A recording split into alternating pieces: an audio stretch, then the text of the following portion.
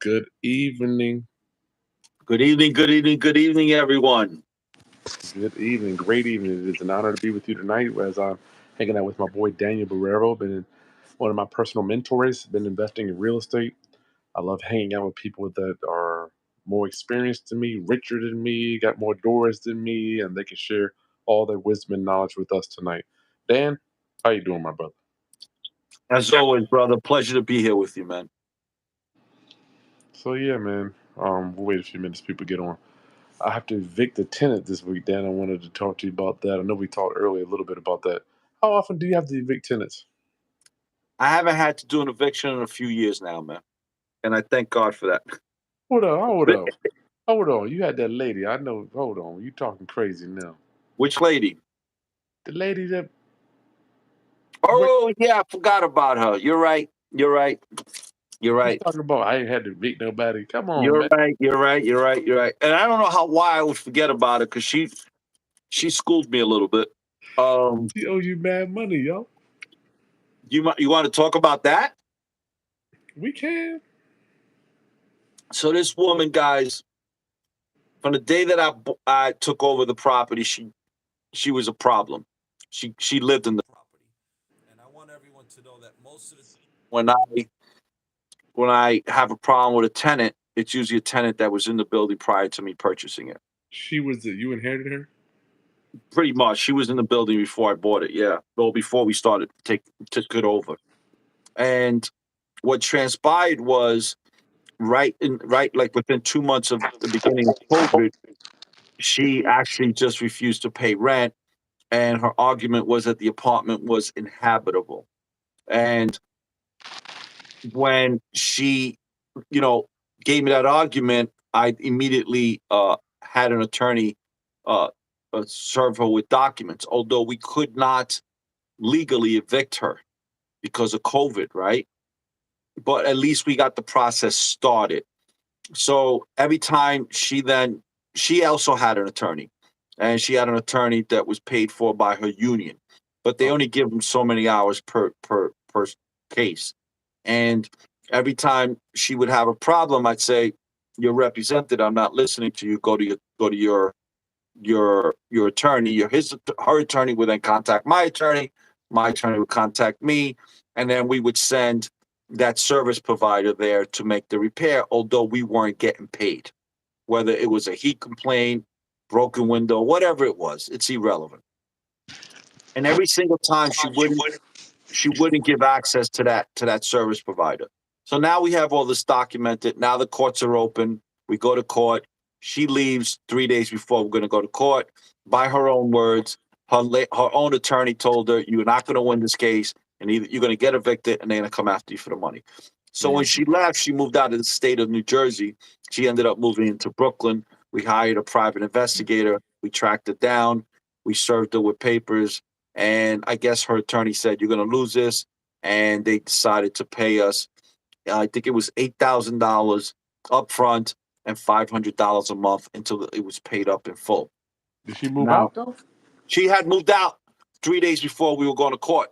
Her attorney's argument is that I no longer had a case because she left the keys underneath the mat and she left the place clean. Although she did leave the place very clean. There's no argument about that. But she owed us all those months in rent. But we got the money. We got the $8,000, and she's been paying every month $500. That's good. Yeah. So How that was much the did, first tenant that I had to kick out in about 7 years. how much did she owe you?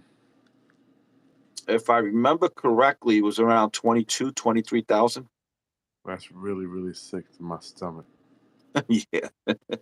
I just don't understand, man. I'm just like, if I was living in somebody's place, I would just move. I guess people really just trying to get over.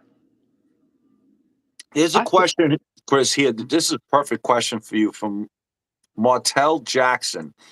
Can you do a Martel. 1031 from a subject to deal to avoid capital gain tax?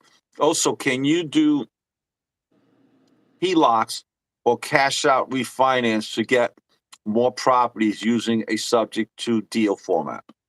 So the 1031 exchange. Neither one of us are accountants, so we don't want to give you any accountant advice. But let's think about this. I think we mix up money and home ownership, financing, and real estate. We need to make sure we unlink those in our minds, right? So 1031 exchange all has to do with ownership. So once you sell a property, it doesn't well, I'm thinking about it, doesn't matter whether you qualify. It could be a seller financing, a subject to, a wrap note, could be a cash deal, right? All that stuff goes into play as long as you sell it and you have the equity and you move it over. From my perspective, it's no difference. What about you, Dan? So I think 1031 will qualify on a subject to because the deed is in your name, even though the mortgage isn't. That don't I'm matter. not sure if you're gonna get a HELOC on it though. It's gonna If be you have a hard. yeah, if the mortgage is in someone else's name, let alone It's gonna be hard. yeah, it's gonna be extremely hard for a HELOC. I mean, I wouldn't do it if I was the bank. Well, here's the thing. What I found out, I have a couple local banks that I work with, man. It's just amazing, y'all. It is absolutely breathtaking what local banks can do for you. They can come in, I promise you, they can look at the whole picture and be like, you know what? This guy's good. Let's take it. I mean, I'm telling y'all, man, you get those local banks. I love small banks that have a few branches and you know every link in the chain and you put some deposits in there, and they will really go to bat for you. Yeah, local banks are definitely more feasible to investors. Yeah, man. But still, I don't know if they would go that far on a limb where there's an existing mortgage in someone else's name. Yeah, you never know. Well, Dan, neither one of us are bankers. I've seen Yeah, them do refinances, but not HELOCs. right. Yeah. Um, Refinances, yeah, because that first mortgage is going to be satisfied, and now they're the first mortgage holder. I Yeah, can that's see true. that, but not on a. Look, the reality is this: many of the major banks have gotten rid of their HELOC products. Yeah, Santander has gotten rid of their HELOC product. Chase, J.P. Morgan has gotten rid of their product, that HELOC product. And the reality is that all these banks learned a lot during the 2008 fiasco. So if they, a lot of those HELOCs, like if there was $100,000 owed, they were lucky at the foreclosure or the short sale if they got 1,000 or 2 or 3,000. So, and they're anticipating, for instance, J.P. Morgan Chase. There was an article written a couple of months ago. They were anticipating, actually last year, they were anticipating higher losses on consumer products such as car loans, credit cards, and HELOCs. So they were putting money into a fund to pay off those losses. And one of the ways they're going to restrict those losses is by getting rid of the HELOCs. Now, you would probably have a better chance getting that from, like Chris said, from a local bank. yeah. Stephen Allen is working on a wrap right now. Good for you. Closed, bought the property, and looking for the right buyer right now. Good Man, for you. doing lease option. Good for you, man. Good. I'm so happy about that. Yeah. I don't know what it is about people and their hesitancy to do lease options, man. I got a guy now. He called me the other day, did a consultation. Something about, and I was in the same boat. People just nervous about losing the property or not getting rent and all that stuff. Just give it a try, y'all. Give it a try. You never know. You never know, man. It took me 3 years to deploy it myself. So shit. If it was, I'm telling y'all, if it wasn't for lease options, I wouldn't be in business today. Would you use your income from your day job on the mortgage for a first subject to deal until you have tenancy? Martell, would I use my income from my day job to pay on the mortgage for subject to? Well, shit. I don't think you got a choice. Here's the thing, Stephen. Let me tell you about this. I learned this years ago. As long as the buyer and seller agree to things, let's say you are doing a sub two deal, right? Did you know you can actually get the seller to bring some money to the deal? Let me repeat that. I have actually got sellers to bring money to the deal to help us do these subject to or get out of the deal. Let me show you how we frame it up. So if you say you're buying a property, you can always ask Miss Smith, how much money do you have to make this deal happen? How much money do you have? Because usually when you're buying a sub two deal, it's a little. some type of distress going on. So if you just ask him, Mr. Smith, I'm willing to do this deal. You tell me how much money do you got to do this deal? How much money you got? You might be able to buy a month or two from them up front. So don't always put everything on your shoulders. You don't know unless you ask. You don't know. And don't believe these realtors that tell you they'll never do that. Oh no, they'll never take that offer. How many times you heard that, Dan? All the time. It depends. I shouldn't say that. I hear that from realtors that are not accustomed to working with investors. If it's a realtor that understands investors' mentality and understands our side of the business, and they understand that they got to go sell that offer, and with the benefits of taking our offer versus taking a conventional offer, I won't hear that from that realtor. I usually hear that from realtors that are all they've worked with is end users and don't have experience working with investors. So let me ask you, Dan. You mentioned earlier about opening on my on. Dan and I go on IG, Instagram before this. As a matter of fact, y'all hit the subscribe button for both of our channels. What's your channel on YouTube, Dan? USA Land Ventures. USA Land Ventures. We're doing a short-term workshop, short-term rental workshop too, Dan. I wanted to talk to you about coming on Wednesday too about that. Where you doing that at? It's virtual. It's going to be Okay. Thursday and Yeah. Friday. Yep. But I wanted you said for us to possibly open up our mind in investing a little bit out of our area. What makes you say that? Well, I find that a lot of times one of the major things that held me back was not wrapping my head around that I didn't have to be in a position to drive by that property whenever I felt like driving by, or that I didn't have to actually go do the work myself, or you know. But I found that when I started investing out of state and got my head around the fact that I don't have to drive to it, that my asset appreciation exponentially went like this, and so was my cash flow. And essentially, all I did was take the knowledge I had developed, developing a team here locally, and just take that same knowledge to develop a team wherever I decided to invest, whether that was in New York or in Florida. And once I was able to get past that hurdle, which was only my own mind, my I was able to exponentially increase my asset value as well as add a couple of more zeros to my equity on my income tax returns. You know what? That's crazy how you frame that up. I'm trying to train myself now whenever I'm doing business. I don't know something. I'm trying to look at it like, Chris, this is just what you have to just raise a little bit of your level of information and you got it. It's just because you don't know, just because you're not investing out of state, doesn't mean that it can't be done. You just have to learn the skills and deploy it. And they're the same skills you would do if you were investing locally, right? The same skills you it took you to find that right realtor or to find that right attorney, to find that right title agent, to find that right maintenance person, to find that right roofer or painter or Yeah. carpenter, whoever that is. You're just going to deploy those same skills in another area. But Yep. what I found was that people then, yeah, but how do you know they're doing the job right? Technology. This phone that we're on right now has more capabilities That's than the true. technology they had when they put a man on the moon, That's so true, man. right? So, this phone, we could do FaceTime, we could do videos, we could do, on time, videotaping, or as well as recording. We could do picture taking. We could hire what I call expediters, where they go in and I give them a punch list of every picture they're supposed to take, and then everything they're supposed to visualize it, where they write on the punch list. That costs me $50 every time I send that expediter.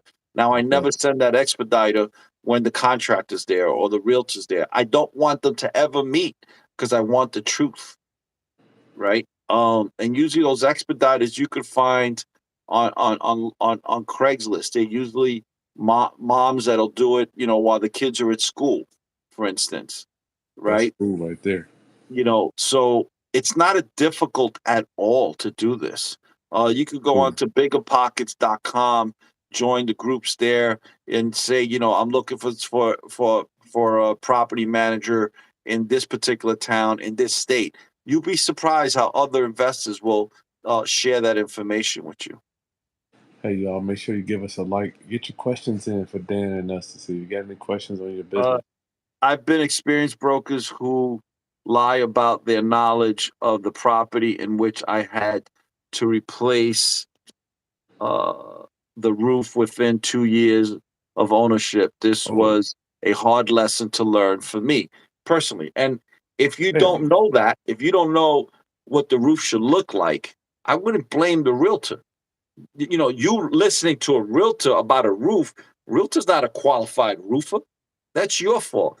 It And I'm kills me not when trying they to be do a that. schmuck about this, Martel Jackson. The reality is when I get hit with something like that, and Chris and I have made bigger mistakes than that. Um, the first thing I do is look at myself.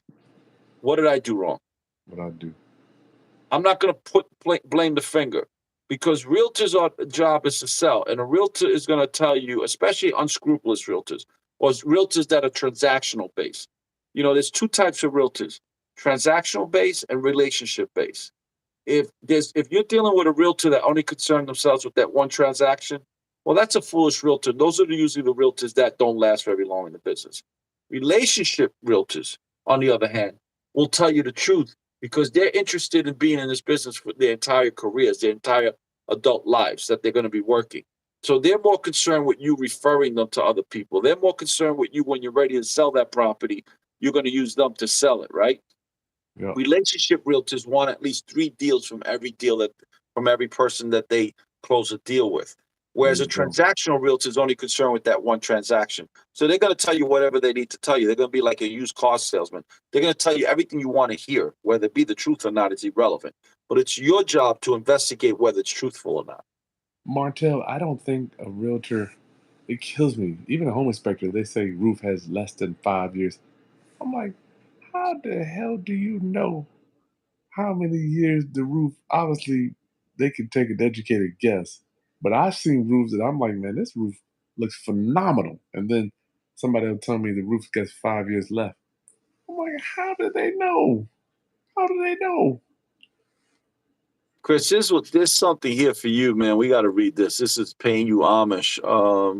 Hi, Chris. I'm 20 years old and bought my first house recently. I just want to thank you for your videos. They helped me learn about real estate. High school doesn't teach these skills. Shout Oh, out, wow. Pertsmouth. Thank you, thank you. Who was that? That makes you feel good, doesn't it? Who was that? That Chill with Jay. oh my lord. I'm so excited. You know what? Sometimes my wife comes to see us, Chris.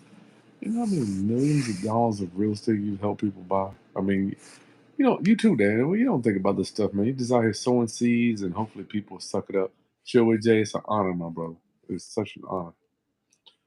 Wow. Martell wants to know, would you oh what? Oh man. Darn it. What subject to deals are considered horrible deals by the seller? That's a great question, Martell. Bad sub two deals. Divorce where the spouses ain't talking. It's just ticking time bomb. You take over the debt, you buy the house. Next thing you know, wife hates husband. They dealing with back and forth. They file bankrupt. Nasty. Another bad sub two deal. Divorce. Now death. I'm good with those. Divorce or young family trying to go buy a new house. Just don't do it, man. Just let them. They're gonna always be a headache later. So, question here: what are your three favorite colors? I'm assuming for the houses or apartments. What are your colors that you like to use? It was like agreeable gray, but I am still using that in flips, but not in my personal house. We're using uh, cream now. We're moving to colors in between gray and beige. Grayish, what we're using now. Yeah, there's a color that I use that's similar to that. It's called Ashton Gray. Yes, Ashent. I'm sorry, Ashen, Ashton Gray. You get that at Home Depot. Actually, it's not even called that. Hold on a second. I got it in my guide, my renovation guide here, guys. There you go. Uh, it's in my bio if you like. I'll give you the color right now. I'll spell it out for you. Hold on. Uh, I like it because it's in between. It depending also on the sunlight that's coming in. It changes. Give me a second. On the hallways, I like to use a Navajo white, and then on the moldings, I like to use a manure brown. It's called or industrial brown. And then on the walls, on the inside, I'll spell it out. It's ASHTEN. It's called Ashton, and I like Ashton to Gray. use an egg. Right, I like to use an eggshell on that. Um, so those are the colors that I primarily use because that Ashton it's between. It's called Ashton tan. It's between a gray and like the beige family, and it all depends. It's funny. I could put the same paint in the living room, and it'll look different in the bedroom depending on the sunlight, natural light Sunlight. that it gets. Yeah. Somebody Uh, bought a badge. Thank you so much for that badge, y'all. I appreciate you. Potat132. Thank you so much. what conditions of debt owed or lien are optional for an ideal subject to deal? What was that, Dan? So many coming in. I can't Says even. what condition of debt owed or lien are optional for an ideal subject to deal? Ideal. Well, you want, Martell, you want to have sellers in dis. I'm not saying you want to, but usually we're buying them in distress. So I like multiple mortgages. My favorite is where they got two or three mortgages. Let's say the first is 100. I'm just saying ideal 100. Second is 30, and the third's 10. Usually they stop paying one of the three. Right? Then you can come in and take over that second debt and pay it down, stuff like that. So that's the ideal. That's ideal. Multiple loans. Alfredo says, at least here in Florida, the county should have a record of the roof permit. This will have a date and a licensed contractor info. I mean, you could do it that way as well, but the reality is that, for instance, when I put up a new roof, I keep that on file. When I sell that property, I give that warranty and the contractor's information to the new buyer, right? So if you're a decent seller and you do a lot of fix and flips, everything that new that you did to that property, you should be having the warranty with it, in addition to the contact information to that service provider who Yeah, installed it, whether it be the boiler, the AC unit, the roof, the windows, the siding, whatever that is, right? I always give that information to the new buyers so that in the event something goes wrong, they could contact that contract and that service provider, and they have all the information they need, even down to the quality of the material that was used. that's true. Knowledge brings responsibility. He who understands creative financing, yes, you best just understand your creative financing, y'all. I just can't tell you enough because all the equity's been sucked out. Equity's gone, y'all. You think you're gonna be out? I mean, Dan, I don't want to say every, but would you say the majority of sales, home sales over the last 3 years, do they have any equity? No, That's a deep question, man. I mean, I'm looking no, at the especially sellers and during the buyers. pandemic where people were like getting into bidding wars. I didn't buy anything during the pandemic. Did you buy anything during the pandemic? Yeah, I was buying, but I was still buying at 50. I was still buying way below market. I I wasn't. didn't. I didn't buy anything to hold. I bought one to hold over the last 2 years, but it was in a war zone. I didn't really. I was unable to buy anything because I couldn't find any deals that were decent for me to buy. Yeah, When the pandemic was ending, I started buying. I was able to start buying.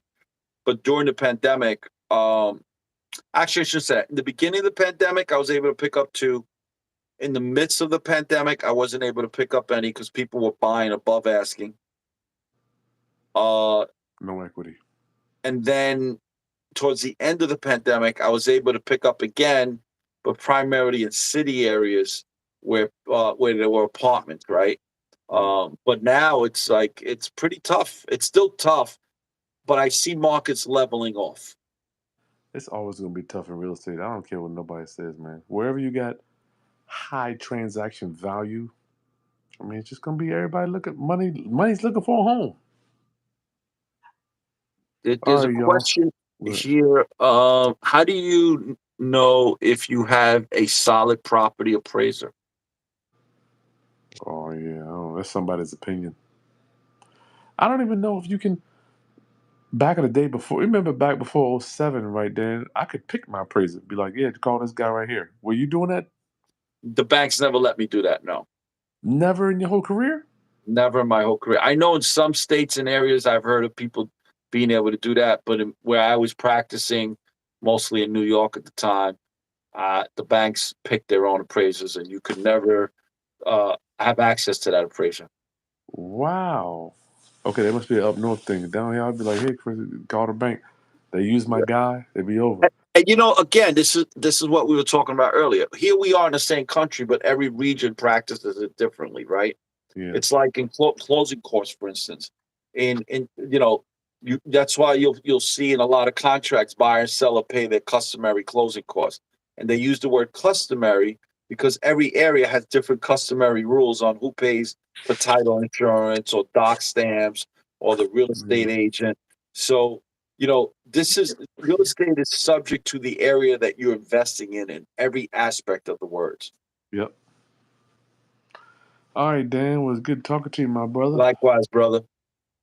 Y'all hit a follow. It is an honor to share with you. Don't forget, we got the short term travel nurse rental training coming up this week.